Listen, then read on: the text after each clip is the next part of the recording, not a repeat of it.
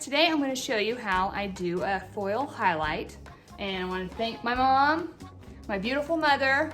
I'm not just saying that because she looks like me, and she's going to be my subject today.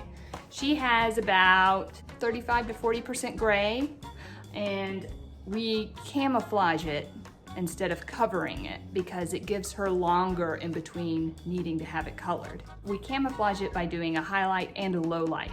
We use a bleach highlight, and that gives her more volume because she has fine hair. And so we're always looking for that volume. And we do the low light, which is about the same shade as her natural hair color, which is about a 7 in. It's gonna be fun. All right, let's get started. So this is the Cover Fusion 7 in. We're gonna be using this with the 10 volume, up to 7 lightener with 20 volume. Yay! The first thing we're going to do is section the hair. Sectioning the hair gives you a lot more control and makes everything so much easier. We're going to start at the top and do the horseshoe or halo section. And this, we have to make sure that we incorporate where her hair parts naturally or when she styles her hair. That will help it to fall and the color distribute right where we want it to. Sometimes I will do a partial highlight and just do the halo, and it will look very natural just where the sun hits. Maybe a couple slices right beside the face on the sides, but that's it. Not do any of that underneath part if you're wanting a subtle highlighted look. Now we divide the remaining hair into 4 sections, 1 on each side and 2 in the back. And that's it for sectioning. Yay, lots of control. So I start my highlight up here because all this down here is pretty good. The back of your hair is usually darker than the front anyway when you have gray. I'm not trying to completely cover up her natural color. I want enough of it showing through that as it starts to grow out, the color I've put in, it's not as noticeable. 2 types of foils. There's a weave and a slice. Through the back area and the crown, I always do the weave.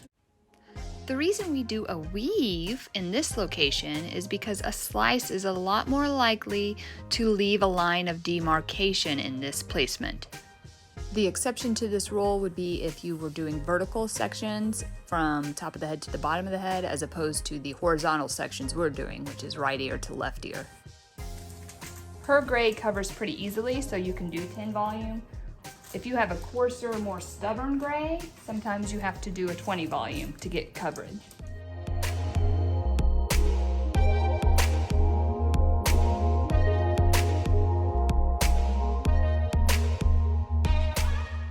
Now the rest through the crown and the back, we're going to do weave, alternating highlight and low light.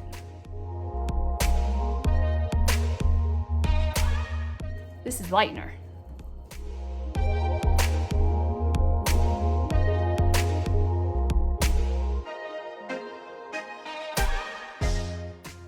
So a weaving highlight is where you weave the rat tail comb through your slice of hair and pull up the hair you are going to color and pull down the hair you are not going to color.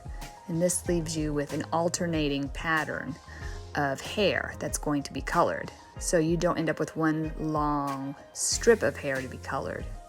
A slice highlight is where you take your rat tail comb and just run it through a section of hair, and you just have a straight section with no alternating pattern in it. It's just a long section of hair. It is usually much, much thinner than a weave because it can show very obvious lines, streaks, lines of demarcation, and that's something you definitely do not want in highlights. Even if you want a real chunky highlight, you don't want a line of demarcation at the scalp.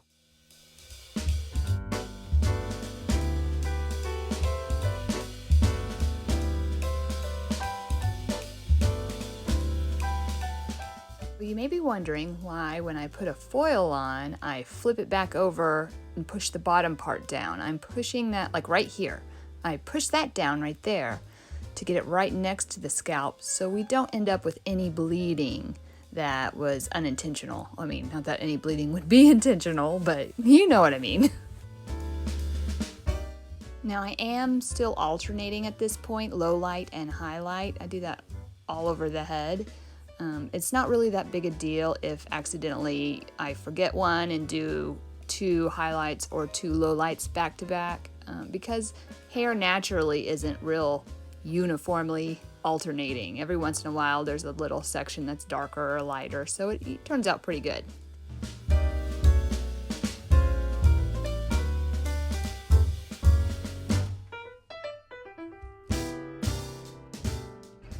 Now that we're done with the crown area, I'm going to start doing slices from here until just about the first inch of her hairline. So for a slice, you just take the rat tail and pick up one section, one slice. It should be thinner than a weave, but you don't have to weave out some of it.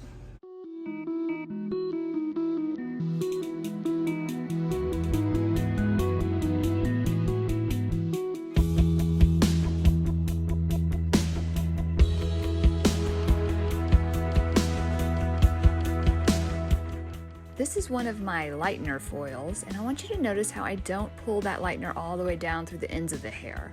Leaving out the part that has already been lightened before previously will cause a lot less damage to the hair, and it all blends in nicely anyway. So it's not a matter of, oh, I don't want a line of demarcation there.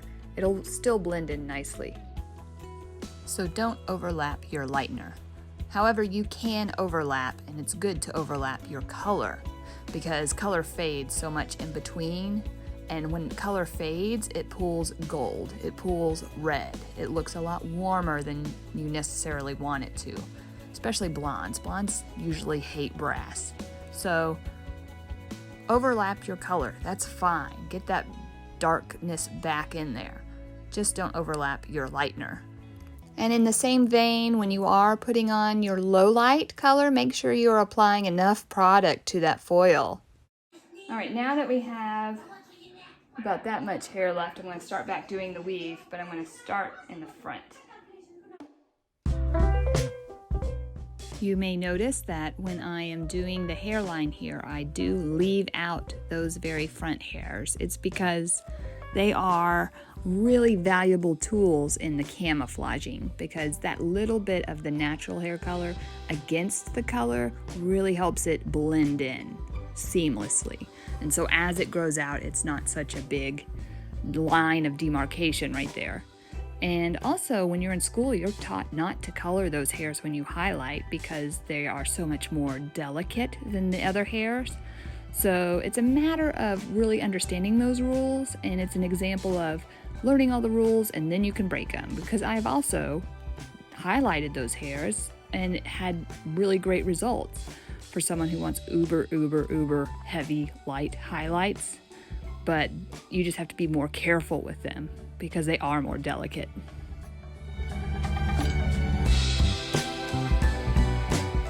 Now I'm going to switch back and do this small amount that I have left as a slice.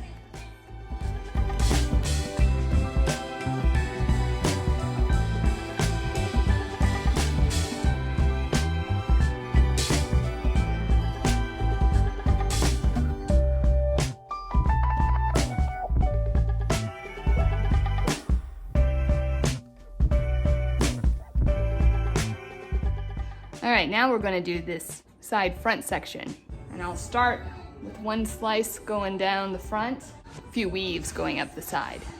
This front slice is going to be very, very thin, almost like you would if you were doing baby lights. It's almost solid gray right around the front, and so we're going to do that in the low light right behind it. Will really help it blend in without it looking as like it's gray growing out in like 2 weeks.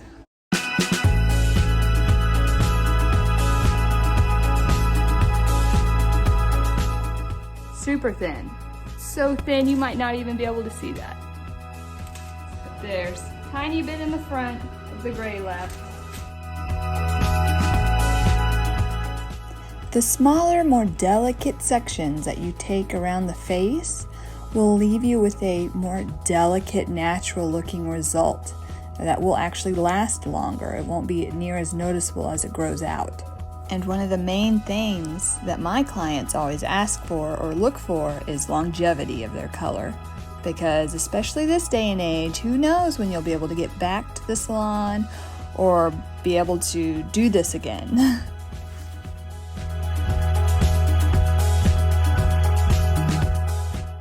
Now I do want to just take a minute and say thank you to my mom for being my guinea pig for this. And let's face it, this is not the most flattering way to debut yourself to the world on the internet, so I'm very grateful that she was willing to do this. She is always my advocate, and if I ever need anything, if it's within her power, she will absolutely do it. She is the human epitome of unconditional love. When I was a kid, I don't remember her ever taking very long doing her hair and makeup. I don't ever remember her complaining about her appearance. And that instilled in me a very healthy self-confidence and helped me prioritize how I view my appearance. Like, it's important to take care of myself, but my value as a woman comes from so much more. All right, turning you around. Our last section here. We're going to repeat what we did on the other side.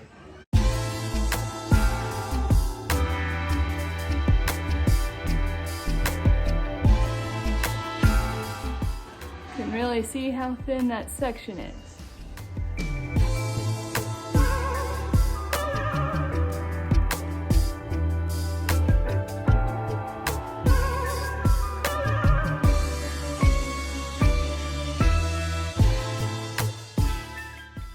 Here we are still weaving and alternating between highlight and low light. So almost done. Just got to keep alternating for like 3 or 4 more foils and then hallelujah. And then we will just process for, I'm only going to process her for about 30 minutes because her hair just does not require as much processing time because it's finer.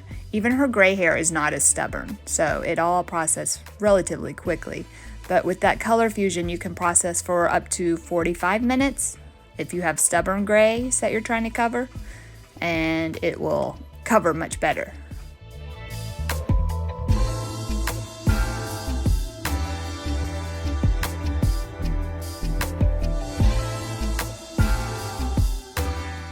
All right, now we let that process for about 30 minutes. So here's our finished product. You can see a little low light and a little highlight in there and the natural color. This really helps blend it in. So as it grows out, it won't be as noticeable as if you've done full all over coverage, but really good. So this is all natural. This is all the natural color down here. And look how nicely that blends.